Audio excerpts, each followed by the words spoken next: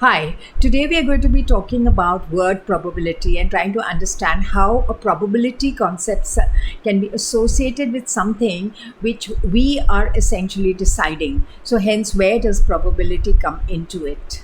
But at the same time, this is the key concept which underlies the algorithm which drives ChatGPT, Gemini, and all the other large language models. So, hence, it is something which it is important to get your head around. Hi, I'm Shelly, and this is my channel AI Economics.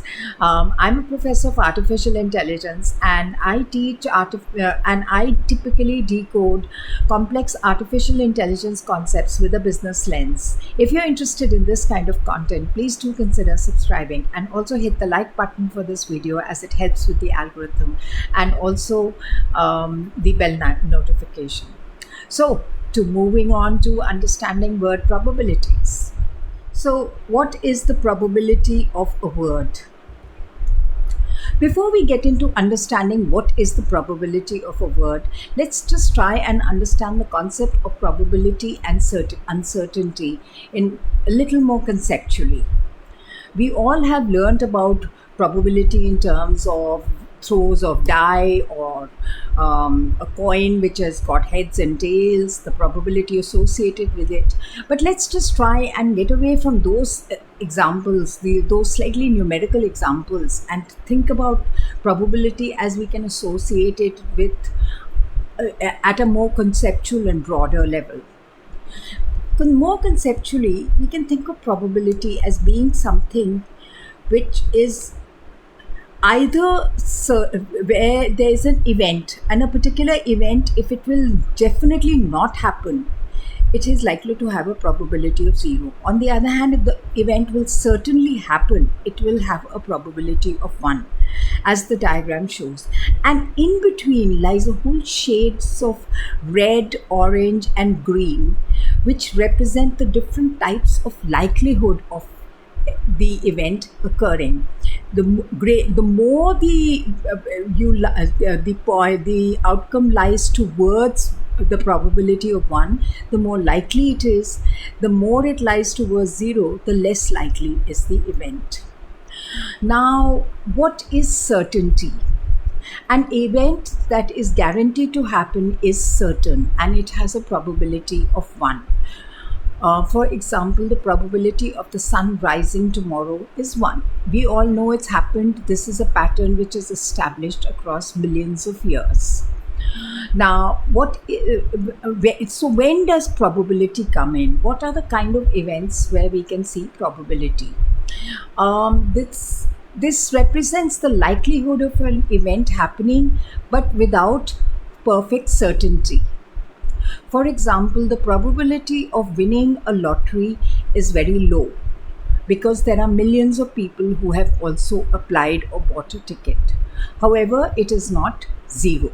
Hence, it is not that it will not happen. Now, why are certain events certain and others have a probability associated with them? The distinction between certain and probable events lies in our understanding of the underlying factors and their predictability. When an event is certain, we have a complete understanding of all the factors that underlie it. For these are typically termed deterministic events, and such as the laws of physics, for example.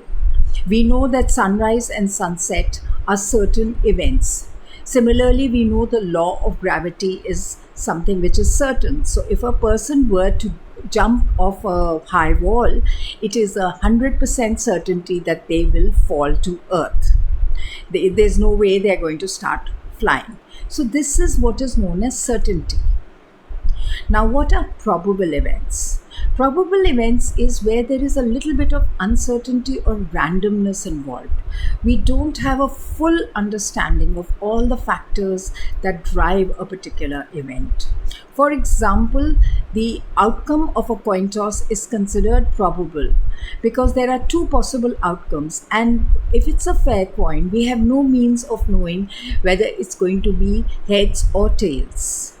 However, if we were to weight one of the sides so that it's a biased coin, then maybe we would say that yes, we are increasing the likelihood of heads happening.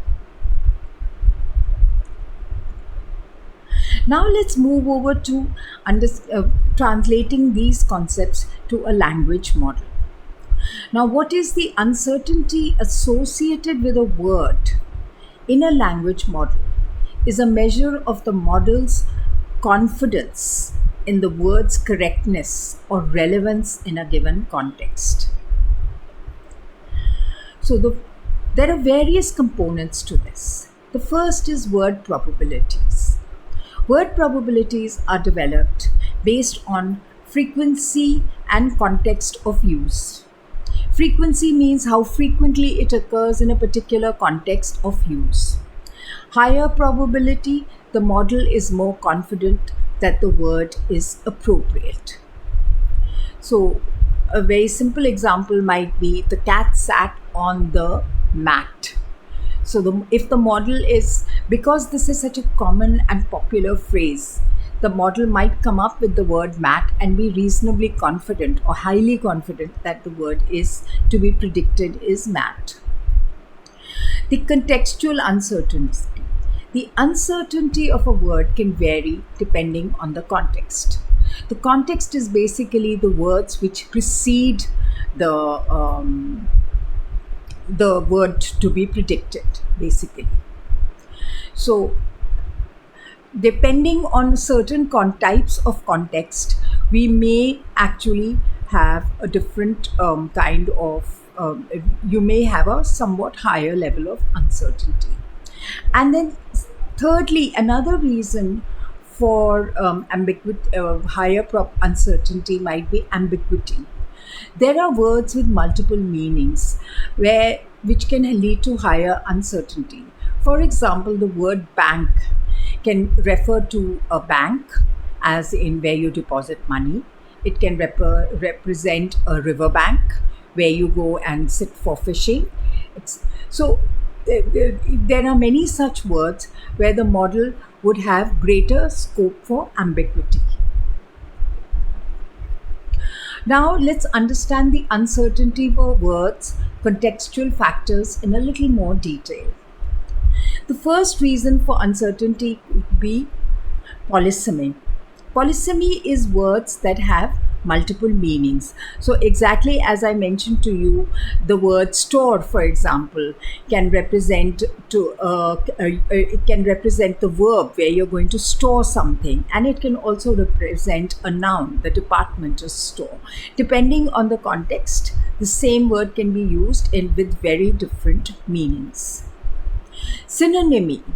Words can have similar meanings, so leading to uncertainty in choosing the most appropriate word in a given example. For example, you have like, prefer, and favor, and these are all synonyms. So it's possible that the model could, instead of like, it might use the word prefer. It may, and this adds a certain level of uncertainty. Co-occurrence.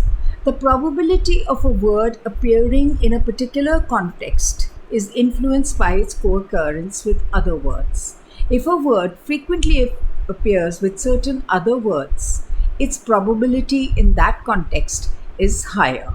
So I think co-occurrence might be the classic example of the cat sat on the mat. This phrase just co-occurs a lot more. Another reason for uncertainty of words is model limitations. If you have a biased or limited corpus which is being used to predict the model, then there is a possibility that this will add some uncertainty. For example, there may be very few counts of a particular word. So those are all examples of bias and uncertainty. Another example is model architecture. The underlying architecture and algorithms of the model, after all, it is statistically estimated, also add a certain level of uncertainty to words. So as you can see, there's a large number of factors, and this is in fact why it is very complex to predict to predict words in a sentence, and why this is something which has requires vast quantities of computational power. All right. Now, lastly, we'll just talk a little bit about something called conditional probability. The probability of a word appearing in a given context is often calculated based on conditional probability, which considers the relationship between the word and its surrounding words. The probability of the next word can be calculated as follows. So, for example, we have the good old example: the cat sat on the, and then there are three options here: tree, mat, and fence. But this is a very famous example, so it is likely that the model might calculate this to be a strong probability associated with this particular group of words appearing in the context. So I hope you liked. I hope you now have a greater and more intuitive understanding of words as the probability associated with words and how this can be estimated. I haven't really talked about how it can be estimated. This video was just talking about why is it that words actually even have a probability associated with them. In the next video, I'm going to pick up on the topic of how word probabilities are estimated.